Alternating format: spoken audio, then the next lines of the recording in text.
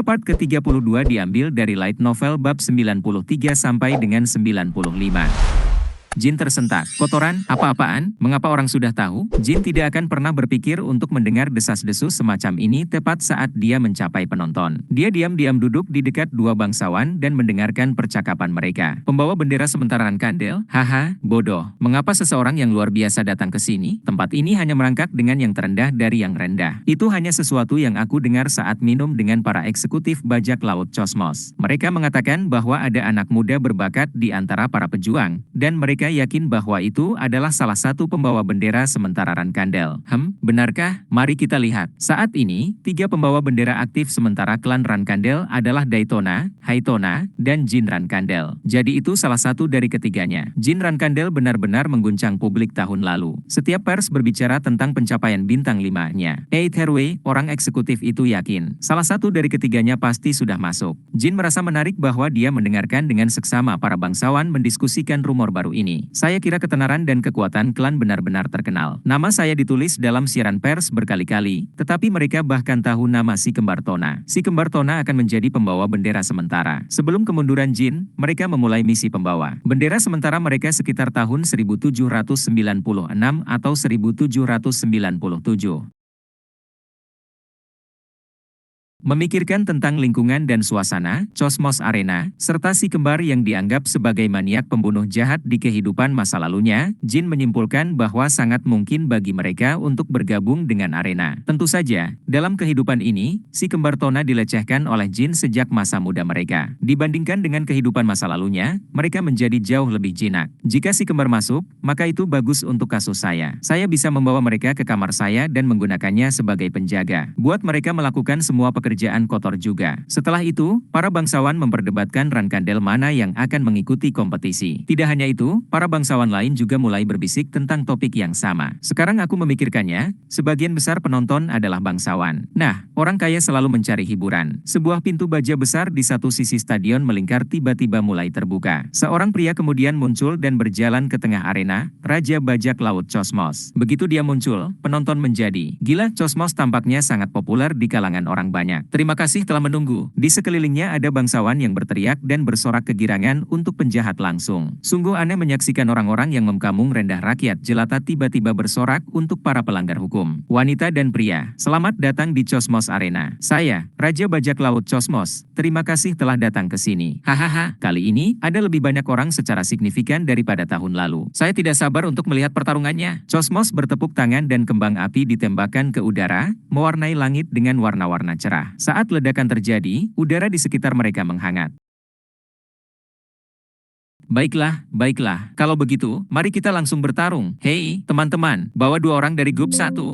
Beri kamu pada tanduknya. Para perompak di tepi arena meniup trompet mereka. Pintu baja di kedua sisi arena terangkat, dan para pesaing menampakkan diri. Masing-masing grup beranggotakan 14 orang, dan karena jumlahnya mencapai 13 grup, maka ada 182 peserta yang mengikuti kontes mesum ini. Tidak ada kompetisi pertarungan lain yang memiliki orang sebanyak ini. Pria yang beruntung bertarung di ronde pertama kehormatan. Kualifikasi ronde ke-16 tahun lalu dan lucu dari bajak laut hiu, belalang, dan lawannya. Mata Cosmos menyipit dan memasukkan wajahnya ke dalam daftar. Ekspresinya menyiratkan bahwa ada sesuatu yang salah. Oh sial, aku akan dipecat oleh Kapten Shark Dudes. Dan aku akan menenggelamkan orang yang merencanakan kurung. Nah, ini dia. Polmik. Siapa Polmik? Belum pernah mendengar tentang dia. Melihat reaksi Cosmos, saya pikir dia orang yang spesial. Saat para bangsawan berbicara dengan takjub, Mantis memasuki arena terlebih dahulu. Dengan fisik keriput dan tato hiu yang jelas di punggungnya, dia membuat sikap canggung dengan pedang di tangannya. Lambang bajak laut. Cosmos. Orang macam apa Pol atau Mik atau semacamnya, membuatku semua gugup. Saya sedikit kecewa, membuat saya terlihat buruk. Cosmos mengabaikan olok-olok Mantis. Polmik keluar dari ruang tunggu, dan para penonton mulai mengobrol. Itu anak kecil. Apa ini? Saya tahu ada banyak anak dalam kontes ini, tapi ini terlalu banyak.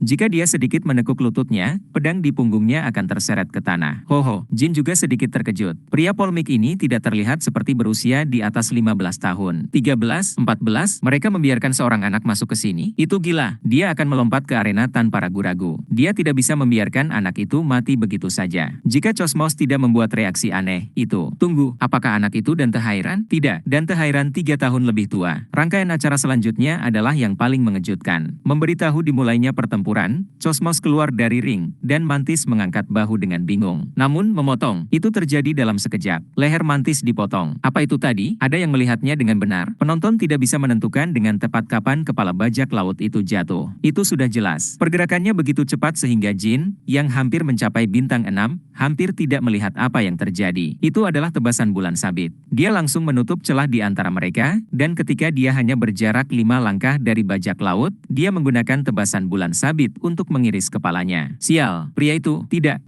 ada keraguan tentang itu. Di antara para pesaing, tidak ada seorang pun selain Dante Hairan yang bisa melakukannya. Penonton terdiam. Mereka yang berbicara sampai 1 menit yang lalu sekarang kehilangan kata-kata. Tubuh Mantis jatuh ke tanah, dan Cosmos memukul dahinya, tercengang. Wah, sialan. Mantis adalah finalis ronde ke-16, jadi kami bisa mengambil keuntungan dari popularitasnya. Dan sekarang, dia mati begitu saja. Yah, bagaimanapun juga. Ini kemenangan polemik. Cosmos mengumumkan pemenangnya, tetapi penonton tetap diam. Sementara semua orang masih terkejut, seorang pria di kursi VIP di seberang kursi Jin berdiri dan mulai bertepuk tangan. Mulai sekarang, saya memiliki semua uang saya untuk polemik. Polemik, luar biasa. Dan yang mengejutkan, itu adalah seseorang yang Jin kenal baik. Apa itu? Bradin Zipfel. Kenapa dia di sini? Mata Jin melebar, dan dia harus memastikan kembali bahwa wajah yang dilihatnya adalah Bradin Zipfel. Penonton mulai terlambat bersorak. Bradin datang atas perintah para tetua Zipfel. Karena penerus klan Hairan berkembang pesat, mereka memerintahkan Bradin untuk datang dan melihat sendiri. Anak muda ini pedas. Aku juga bertaruh pada polemik kali ini. Semua masuk, dan dua bangsawan kekaisaran Belar di depan Jin mulai berbisik dengan pasti. Lihat, apakah informasi saya pernah salah? Itu dia, pembawa bendera sementara Kandel. Itu kejutan. Nah, jika dia bukan pembawa bendera sementara Rankandel, dia tidak bisa melakukannya pada usia itu. Aku yakin itu Jin Rankandel. Gerakan mengungkap kekerasan seksual demi menghapuskannya. Dia terlalu muda untuk menjadi salah satu dari si kembar Tona. Para bangsawan lain di dekatnya mengangguk setuju. Tentu saja, tidak ada yang meneriakkan namanya dengan keras. Mereka tahu bahwa mengoceh tentang pembawa bendera sementara akan mengakibatkan perburuan. Itulah sebabnya mereka berbisik di antara mereka sendiri. Polemik adalah Jin Rankandel. Polemik adalah pembawa bendera sementara. Mendengarkan semua ini, Jin mengejek. Ngomong-ngomong, ini pertama kalinya aku melihat dan terlihat semudah itu. Dalam kehidupan masa lalu saya baru saja mendengar dari pers bahwa dia terlihat baik, tetapi dia bahkan tidak terlihat 19 tahun. Jin mengkamung polemik, tidak. Dante, lalu ke Bradin, yang masih bertepuk tangan. Bradin mungkin datang karena klannya menyuruhnya. Dia juga membuatku kesal, sama seperti Dante. Dia pasti akan memperhatikanku, dan jika dia melakukannya, dia akan sangat menyebalkan. Prediksi cemasnya tidak mungkin salah. Dan sialnya, tepat pada saat itu, Bradin melihat Jin yang sedang menatapnya lekat. Bradin dengan gila melambaikan tangannya ke arah Jin. Tentu saja, Jin mengabaikannya dan kembali menatap Dante. Lucunya, Dante menoleh dan menatap Bradin.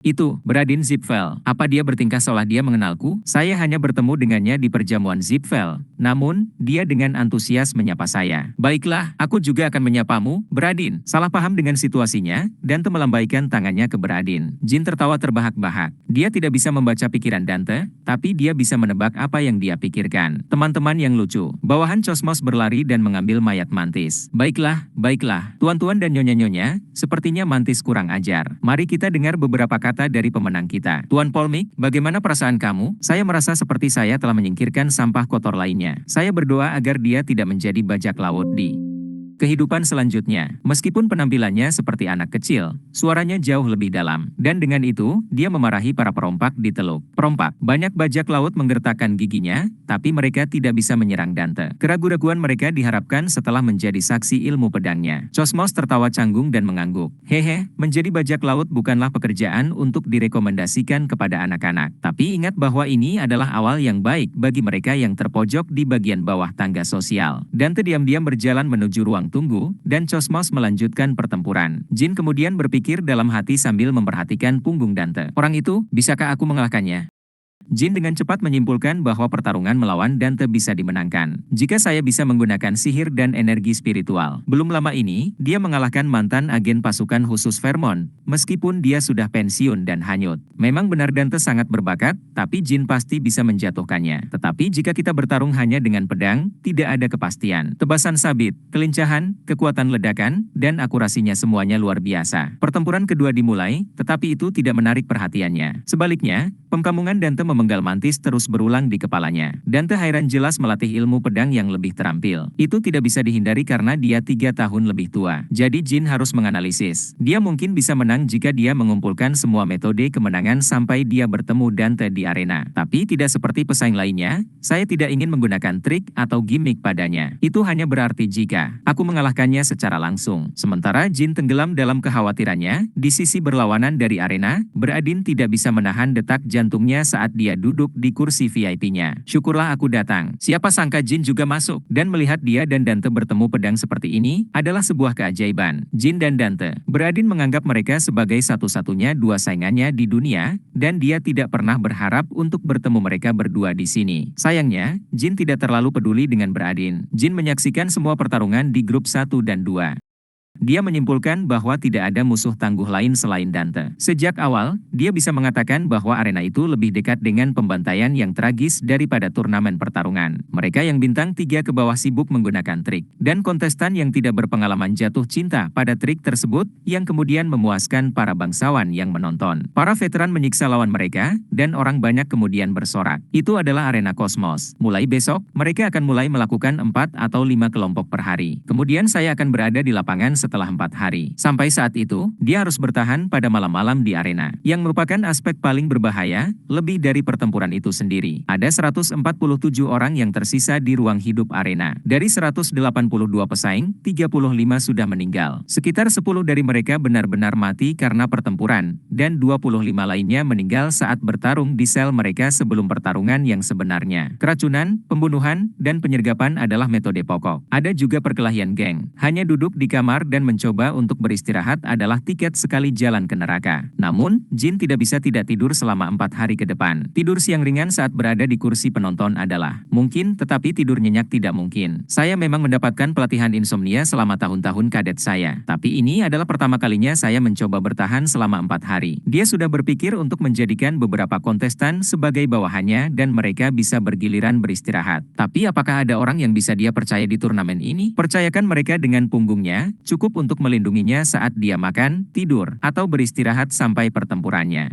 Tidak ada seorang pun. Sekitar 70% dari kontestan menjarah penjahat bajak laut, dan sekitar 20% adalah gangster licik. Tetap saja, 10% yang sedikit lebih baik hanyalah ksatria biasa yang hadir hanya untuk mendapatkan pengalaman karena mereka tidak tahu banyak tentang dunia. Dalam istilah yang lebih sederhana, mereka adalah orang-orang biasa yang tidak kompeten, dan kebanyakan dari mereka sudah meninggal. Mereka terlalu naif untuk bertahan hidup di lubang neraka tempat mereka berada, tapi jika mereka masih hidup, bagaimanapun Jin akan bekerja sama dengan mereka. Persetan, aku akan tetap terjaga. Bukan hanya aku yang lelah. Orang-orang yang akan mencoba membunuhku juga akan mati karena kelelahan. Jin menghunus Bradamante dan meletakkannya di tanah saat dia duduk, membuatnya lebih mudah untuk mengayunkannya begitu seseorang menyerangnya. Waktu berlalu sangat lambat. Sementara indranya meningkat, waktu terasa seperti berlalu lebih lambat mengetahui bahwa ada 147 musuh di luar kamarnya. Saat ia melihat waktu berlalu dengan kecepatan siput, matahari akhirnya terbit dan menerangi sekitarnya. Dan Jin tidak diserang satu kali pun. Apakah memotong jari mereka membuat mereka takut? Saya tidak berpikir bahwa tidak ada yang akan datang ke kamar saya. Tentu saja, bukan berarti Jin bisa tidur malam ini tanpa khawatir. Yang lain bisa menunggu Jin menurunkan kewaspadaannya. Sepertinya banyak perkelahian terjadi sepanjang malam. Jumlah pesaing menurun dari 147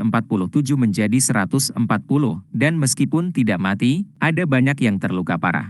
Saat dia mengenyangkan dirinya dengan makanan kering dan air, pemandu memberitahu dimulainya pertempuran. Ada pertempuran yang dijadwalkan sampai keesokan paginya. Dengan ekspresi lelah, para pesaing menggerakkan kaki mereka. Sama seperti terakhir kali, Jin menunggu penonton mereda sebelum melanjutkan ke kursi penonton sendiri. Dan kejadiannya sama seperti kemarin. Dia menyaksikan perkelahian yang menyedihkan dan kembali ke kamarnya saat pertempuran berakhir. Karena pembunuhan dilarang saat berada di kursi penonton, Jin bisa tidur siang ringan berkali-kali. Pesaing lain melakukan hal yang sama, tetapi itu tidak benar-benar membantu menghilangkan kelelahan. Malam lain datang. Selama 2 hari Jin berada di arena, dia tidak melakukan apa-apa, selain mengusir penghuni kamarnya sebelumnya. Meskipun tidak melakukan apa-apa, dia merasa seperti sekarat karena kelelahan akut yang jelas disebabkan oleh kurang tidur. Tapi dia tidak akan lelah ini hanya karena kurang tidur. Fakta bahwa dia harus meningkatkan kesadarannya dan bersiap untuk pertempuran selama 2 hari berturut-turut membuatnya sangat lelah. Itu adalah neraka. Hari ini, dan besok, harus bertahan. Mereka mengatakan bahwa saya bisa mendapatkan waktu yang sebenarnya melarangnya untuk beristirahat selama babak penyisihan. Jadi saya harus mengatupkan gigi saya dan bertahan. Itu tidak masalah. Selama lawannya bukan Dante, dia bisa menghancurkan mereka dengan 20% kekuatannya. Bahkan jika itu adalah veteran, berbakat.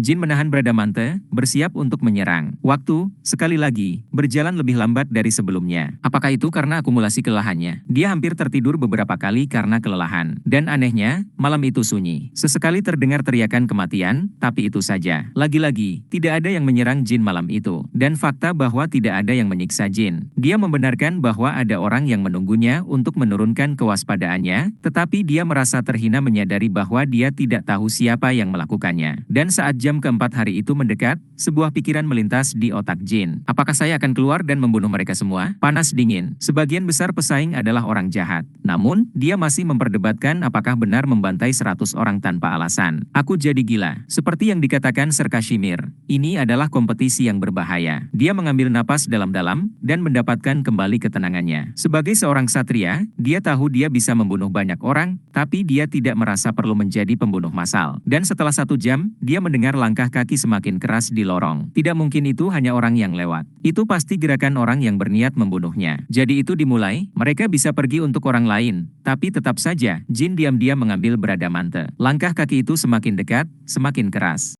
Mereka berhenti di depan kamar yang bersebelahan dengan kamar Jin. 1 langkah lagi dan itu akan menjadi kamar Jin. Dia pergi untukku. Apakah dia berani atau bodoh? Dia hanya datang padaku seperti itu? Atau apakah dia menjadi gila karena kurang tidur? Jin berdiri dan menurunkan posisinya sambil menggenggam pedangnya dengan kuat. Begitu pengunjung masuk ke dalam selnya, Jin berencana langsung menyerang. Pria di luar mengeluarkan bau logam yang kuat, bau darah. Dan kemudian, Jin mendengar suara yang tak terduga. Tunggu, bisakah kita bicara sebentar? Suara serak. Itu Dante. Apa? Kenapa Dante mendatangiku? Tiba-tiba, segala macam pikiran terlintas di benaknya. Apakah dia tahu siapa aku? Jika ya, apakah Bradin memberitahunya? Apakah dia datang untuk menyelesaikan pertempuran yang kita antisipasi tanpa menunggu? Atau tidak sama sekali, dan hanya kebetulan datang ke sini? Jin bisa mendengar detak jantungnya. Jika Dante dalam keadaan istirahat, Jin tidak bisa menang. Tapi dia tidak bisa menolak pertarungan hanya karena dia lelah. Bicara, Jin menyembunyikan kegugupannya dan dengan tenang bertanya. Ya, Jin berpikir sebentar sebelum membuka pintu. Masuk. Terima kasih. Begitu dia masuk, Dante berlutut dengan 1 lutut,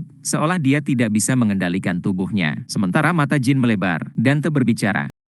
Aku minta maaf atas permintaan pada pertemuan pertama kita, tapi tolong, biarkan aku tidur. Sebagai gantinya, aku akan menjagamu agar kamu bisa tidur. Apa maksudmu? Seperti yang saya katakan, aku tidak bisa bertahan lebih lama lagi. Saya harus tidur setidaknya selama 1 jam, jadi saya tidak akan menjadi gila. Jika seperti ini, batasnya berbeda. Seperti Jin, dia membuka matanya lebar-lebar sambil menunggu calon pembunuh. Tapi kenapa aku? Apa yang bisa dipercaya tentang saya? Kemarin, aku memperhatikanmu. Tidak seperti yang lain, kamu tampak seperti seorang ksatria sejati. Dari semua orang, hanya kamu. Itu sebabnya, aku bisa percaya. Jin hanya bisa terkejut. Apa-apaan orang ini? Keberanian. Pada beberapa aspek, dia lebih buruk dari Bradin. Tidak akan ada masalah menggorok leher Dante saat dia rentan. Dia tertidur lelap di tempat. Apakah klan Hairan tidak melakukan pelatihan insomnia? Entah itu atau lebih pesaing menyerangnya. Namun, sebelum rasa frustrasinya surut, Jin mendengar langkah kaki yang jelas dari orang-orang yang mencoba menyelinap dan menyembunyikannya. Genglah yang menunggu Dante tersingkir. Dan pada saat itulah Jin akhirnya sadar. Bau metalik Dante yang menyengat. Dia datang ke sini setelah menangkis banyak musuh yang masuk ke kamarnya. Tidak seperti kamar saya, yang tidak memiliki pengunjung. Membuat patriark klan Hairan berikutnya berhutang budi padanya tidak akan buruk sama sekali. Jin menutupi Bradamante dengan aura dan bersiap untuk melawan agresor. 4. Tidak. 5. Melihat bahwa mereka menyembunyikan kehadiran mereka dengan buruk, Jin tahu bahwa mereka bukanlah pembunuh terlatih. Selain itu, napas mereka serak, yang berarti mereka sangat gugup. Mereka masih bisa menghadapi Dante, yang kelelahan sampai mati. Tapi mereka tidak cukup untuk merawat Jin. Saya tidak perlu melawan mereka di ruang sempit seperti itu. Saya tidak ingin mengotori tempat tinggal saya dengan noda darah. Jin dengan sengaja menginjak pintu sel, dan para pembunuh berhenti di tempat. Sebelum musuhnya bisa bertukar sinyal. Ini bukan kamar Polmik. Jin menembak keluar seperti peluru menuju pintu sel dan menebas para pembunuh di dekat dinding lorong. Dia tidak ingin mengirim mereka kembali hanya dengan jari atau tangan yang terputus. Dia sudah melakukan itu pada hari pertama untuk memperingatkan penyerang lainnya. Kali berikutnya seseorang datang ke kamarnya, mereka tidak akan kehilangan bagian tubuh, tetapi nyawa mereka. Mendengar ayunan pedang, pria di belakang korban berteriak secara naluriah. Seperti yang diprediksi Jin, ada total 5 musuh. Dan karena satu baru saja meninggal, mereka sekarang turun menjadi 4. Di antara mereka, tidak ada yang melihat bagaimana yang pertama mati. Setelah pertempurannya dengan Alisa, ilmu pedang Jin meningkat secara signifikan. Dapatkan dia, serangan keduanya tepat menembus jantung target. 3 lainnya berlari secara bersamaan, tetapi gerakan mereka kaku karena gugup. Melapisi pedang dengan racun tidak masalah jika pedang itu tidak mengenai apapun. Jin dengan mudah menghindari setiap pedang yang memancarkan racun dan terus menyerang. Kami di sini bukan untuk menyerangmu. Saya tahu, kamu datang untuk membunuh Polmik. Tapi karena kamu datang ke kamarku, itu adalah akhir untukmu. Setiap kali pedang Bradamante menari-nari di udara, darah beterbangan dan berceceran. Orang-orang di kamar yang berdekatan menjulurkan kepala mereka untuk menonton tontonan itu. Namun, mereka segera kembali bersembunyi, takut mereka akan dikaitkan dengan pertarungan. Saat Jin mencoba membersihkan sisa pembunuh, sesuatu yang bersinar di ujung lorong menarik perhatiannya. Dia mendengar tarikan tali busur dan segera menyadari bahwa cahaya itu berasal dari cahaya yang mengenai anak panah. Mereka bahkan menyiapkan penyerang jarak jauh, atau mungkin orang-orang ini awalnya adalah umpan, dan mereka berencana untuk menembak dan ketika dia keluar, dia nyaris tidak menangkis panah. Jika dia tidak melihat secercah cahaya sebelumnya, dia akan terluka. Selanjutnya, lebih banyak anak panah terbang. Sepertinya mereka menyiapkan setidaknya 10 pemanah. Namun, Jin berharap sebanyak ini, jadi dia menggunakan mayat sebagai perisai daging. Saat panah menembus mayat, Jin bisa melihat mata panah itu tertutup racun kuning. Bajingan-bajingan ini, pada titik ini, dia sangat marah.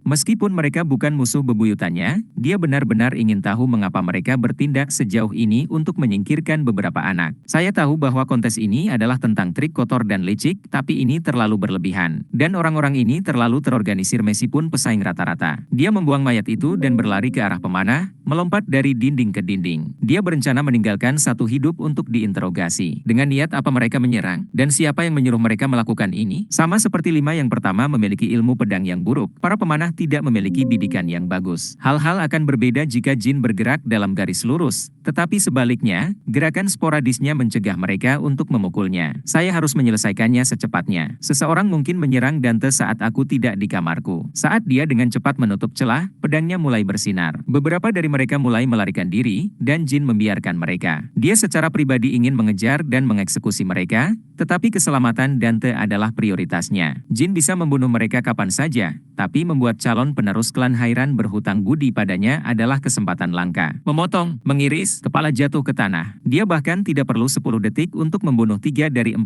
yang tidak melarikan diri. Selamatkan aku. Alih-alih menyerang dengan pedangnya, Jin melemparkan tinjunya ke pemanah terakhir, membuatnya tidak sadarkan diri. Segera setelah itu, dia menyeret sandera yang baru diperolehnya kembali ke kamarnya. Para penonton yang menonton dari kamar mereka bahkan tidak mengeluarkan suara. Hai, bangun. Begitu dia kembali ke kamarnya, Jin menampar sandera hingga bangun. Sementara itu, Dante masih tertidur lelap. Baiklah, mulai sekarang, aku akan menanyakan sesuatu padamu, dan kamu harus menjawabnya setiap saat. Jika kamu menjawab kepuasan saya akan mengirim kamu kembali. Jika tidak, saya akan mengirim kamu ke langit. Dan jika kamu tidak menjawab dalam 3 detik, kamu juga akan pergi ke langit. Dipahami? Dia mengangguk. Pertama, siapa kalian? P. Bajak Laut. Aku akan menjelaskan lebih lanjut, tolong turunkan pedangmu. Kami bawahan Wane Jo. Dia pemenang arena gemuruh tahun lalu. Kedua, mengapa kamu mengejar Polmik? Dengan cara yang terorganisir juga. Kapten Jo mengatakan bahwa Polmik adalah tokoh penting dalam klan besar, jadi dia menyuruh kami untuk menangkapnya. Apakah dia mengatakan klan mana? Dia bilang itu mungkin Rankandel. Jin secara naluriah menyeringai. Kamu melakukan omong kosong ini meskipun berpikir bahwa dia adalah Rankandel? Ya. Mereka mengatakan bahwa ketidaktahuan adalah keberanian bila dikombinasikan dengan kepercayaan diri. Kalau begitu, mengapa panahmu diracuni? Dia meminta sandera, bukan mayat. Kami punya penawarnya. Lalu, ketiga, di mana Jo? Apakah dia juga ada di arena? Tidak, dia datang sebagai penonton tahun ini, dan dia hanya memerintahkan kita untuk menangkap Polmik. Dante juga mengikuti kompetisi ini di kehidupan masa lalu Jin. Dan saat itu, dia menjadi sandera orang-orang ini. Klan Hairan dapat mengambil kembali Dante setelah memberi mereka sejumlah uang yang tak terbayangkan dan dengan sungguh-sungguh bersumpah bahwa mereka tidak akan membalas dendam. Seperti efek kupu-kupu, klan Hairan menghadapi kegagalan internal dan banyak konsekuensi. Jin tidak tahu banyak tentang latar belakang kegagalan internal klan karena kerahasiaannya, tetapi dia tahu bahwa dia baru saja mengubah sejarah hanya dengan menyelamatkan Dante. Seperti yang dikatakan orang ini, Dante diculik terakhir kali. Kemudian bajingan Keberanian bajak laut ini menyanderanya dan menggigit besar orang-orang Hairan. Bahkan jika mereka adalah klan terkenal, jika seorang tokoh penting tertangkap, klan hanya bisa diseret. Terutama ketika sandera adalah patriark mereka berikutnya. Tentu saja, jika itu adalah klan Rankandel, mereka hanya akan memberitahu para perompak untuk membunuh sandera dan akan melanjutkan untuk membantai para penculik, keluarga mereka, kenalan, dan bahkan individu yang tidak berhubungan. Semua orang akan mati. Itu adalah metode Rankandel. Sangat berbeda dari klan besar lainnya. Baiklah, sempurna. Saya suka itu. Aku akan mengampunimu. Terima kasih. Sebaliknya, tinggalkan 2 jari di sini. Seperti yang saya katakan, tinggalkan 2 jari di sini. Jika tidak, tinggalkan kepalamu di sini. Kehilangan jari lebih baik daripada dipenggal. Akhirnya, bajak laut itu berjalan dengan susah payah kembali ke kamarnya setelah membuang beberapa informasi dan meninggalkan beberapa jarinya di kamar Jin. Rankandel muda itu duduk kembali dan menunggu Dante bangun. Dante bangun setelah 17 jam, sekitar waktu makan malam. Dan begitu dia bangun, Jin menjelaskan semua yang terjadi sejak dia pingsan. Dia melanjutkan tentang berapa banyak yang dia lakukan untuk menjaga pantat Dante tetap hidup, dan bagaimana dia menangkap 1 orang dan mengetahui tentang Wan Ejo serta geng gangster bajak lautnya. Jadi mereka mengira saya sebagai Rankandel dan mencoba menangkap saya. Pria bermata 1 itu benar-benar gila. Saya menemukan semua ini tidak masuk akal, menggelikan. Rankandel, absurd, dia tertawa terbahak-bahak dan menggelengkan kepalanya. Melihat mata Jin yang tak berjiwa, Dante melanjutkan, karena kamu adalah penyelamatku, aku harus menjelaskannya. Seperti yang mereka duga, saya seorang bangsawan. Meskipun saya bukan Rankandel, saya sedikit malu untuk memberitahu kamu nama klan saya. Maukah kamu mengerti jika saya hanya mengatakan bahwa saya seorang bangsawan dari Kekaisaran Vermont? Dante berpikir bahwa sikap Jin akan berubah jika dia mengungkapkan bahwa dia adalah seorang Hairan. Saat bepergian dengan alias, setiap kali statusnya terungkap, dia sering melihat teman-temannya tiba-tiba bertindak seperti pelayan. Menyadari niat Dante, Jin berdeham dan menahan tawanya. Ya, aku tidak perlu memberitahunya bahwa aku Jin Rankandel. Dia akan segera mengetahuinya. Dan mulut gemuk beradin akan mengoceh tentang hal itu pula. Jin mengangguk. Saya mengerti. Setiap orang memiliki momen ketika mereka ingin menyembunyikan diri mereka sendiri. Saya menghargainya. Bagaimanapun, saya sangat bersyukur bahwa saya datang kepada kamu. Jika saya terus melawan mereka, saya tidak akan bisa menangkis mereka begitu lama. Saya tidak tahu bagaimana cara melunasi hutang ini. Mengatakan ini, mata Dante dipenuhi dengan rasa terima kasih yang tulus. Kamu mungkin tidak mengerti prestasi hebat yang telah kamu capai. Seorang ksatria sepertimu sepertinya tidak membutuhkan modal. Saya tidak bisa mengungkapkan rasa terima kasih saya dengan 1 pedang besar atau bahan apapun. Tidak, itu tidak banyak. Di dalam, Jin merasa baik. Dia tentu tahu bahwa dia berhasil menanam hutang di dalam diri Dante. Ya, aku tidak butuh pedang atau uang. Saya suka hati yang bersalah dan berhutang budi yang kamu miliki terhadap saya. Dante menyimpulkan pikirannya dan berbalik ke arah Jin. Cara terbaik adalah menawarkan hidupku padamu. Mulai sekarang, kapanpun kamu dalam bahaya, kapanpun kamu membutuhkan saya akan berjuang di sisi kamu dengan hidup saya. Aku bersumpah dengan namaku. Lakukan apapun yang kamu mau. Ngomong-ngomong, seperti yang kita janjikan, aku akan tidur, jadi lindungi aku dengan baik. Bangunkan aku ketika grup 13 dimulai. Dipahami?